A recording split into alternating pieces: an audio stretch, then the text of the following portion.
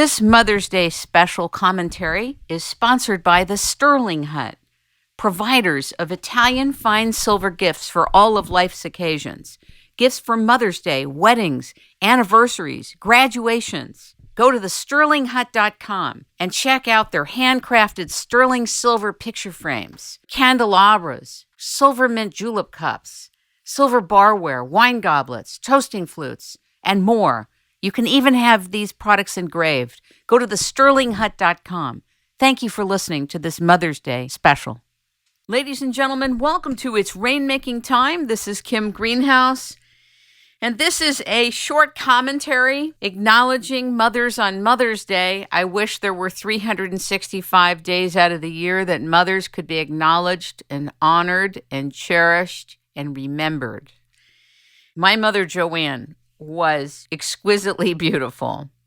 She was inquisitive, creative, funny. She had a wild sense of humor. She was hot-blooded in the sense that it didn't take much for her to fly off the handle. She kept a lot of things inside in her life. And she struggled a long time in her life finding her personal space, her own voice. She raised myself and my two sisters, Karen and Jackie, all similarly but uniquely different. But one thing that is true across the board is that my mother was a defender of her children and their right to expression and their right to grow, to develop, and to find their way. She was particularly sensitive about us finding our personal space. When we were younger, we would have wild water fights in the house that sometimes would just break out of nowhere. And I remember one time taking the dog bowl and throwing it on her with all her clothes on, and her running and getting balloons and bigger bowls of water and finding either Karen, my sister, or Jackie or myself and throwing it on us till we were all breaking up laughing in the house. My dad wasn't there, by the way. If anybody called during dinner, it was total hell on wheels. Do not get on the other side of Joanne Greenhouse during the dinner hour. It was a very serious time, and she guarded it like a pit bull with a voice from the speaker of the cosmos. And I remember people were chilled, scared to death to call it our dinner hour.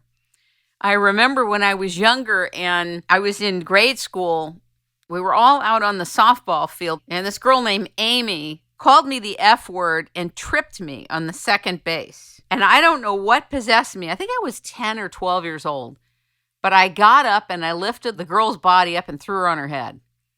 I ended up at the principal's office named Mr. Puffer. Can you imagine a principal's name like that? And they said they were going to suspend me and the whole thing and what I did to this girl. And he called my mother, Joanne Greenhouse, this is Mr. Puffer. Your daughter has thrown this girl on her head on the softball field. We are looking at this very seriously. She has a concussion. And my mother said to Mr. Puffer, Mr. Puffer, what did the girl do to have my daughter throw her on her head? This was the essence of Joanne Greenhouse. She was so sharp. She didn't even know what that girl said to me. Not that what I did was justified. She didn't think it was justified. So Mr. Puffer puts her on the phone to me, and my first thing my mother says to me is, did you have to throw the girl on her head? Couldn't you have done anything else? You have us all in real trouble now. Put him back on the phone. My mother was wild. I remember times in high school where they had this ridiculous rule at the Beverly Hills High School where you had to wait till 3:30 in the afternoon, even if all your subjects were done at 1:30, because you legally couldn't be released from school till 3:30. So 1:30, I would call my mother and say, let's go. I'll meet you around the block. And my mother would come because she felt it was an insane rule and she wasn't going to participate with it. We had a whole ninja thing going on there. I even had the head of administration escorting me to my mother's car at 1:30. So my mother was a rule breaker. She was groundbreaking in some of her thinking. She was very old world and old school, too, in some other ways. Her husband was the center of her life, and everything about him came first, and everything about her came last. Very, very funny, though. Very, very funny woman. Beautiful, even when I went to the casket in 2008 to say goodbye to my mother again. She looked so beautiful. And I remember opening the casket and saying, you have a lot of nerve looking like this when you're not even in your body anymore. My mother, Joanne, was complicated. She was diverse, and she was a big defender of her children and her husband, I might add.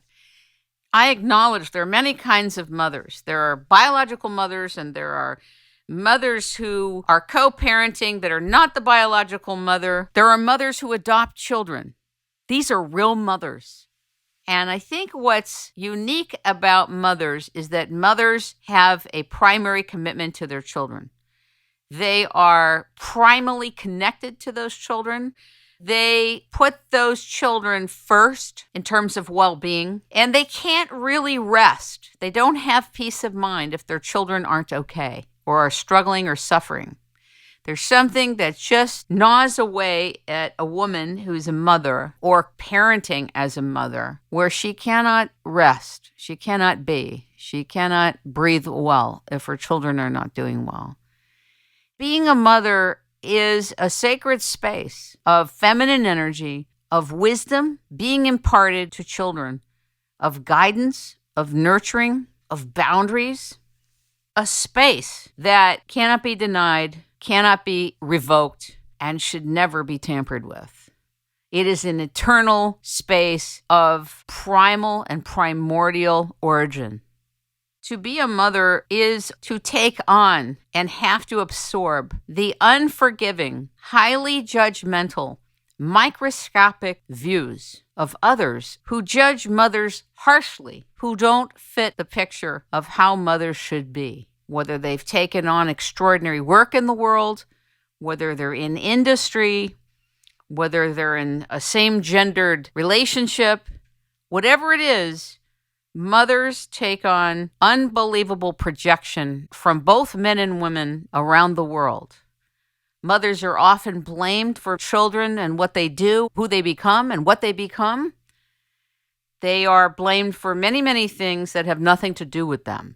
But one thing is for sure, being a mother is a sacred role, and it's a sacred space that should be cherished and honored and forever remembered, whether there's a Mother's Day or not.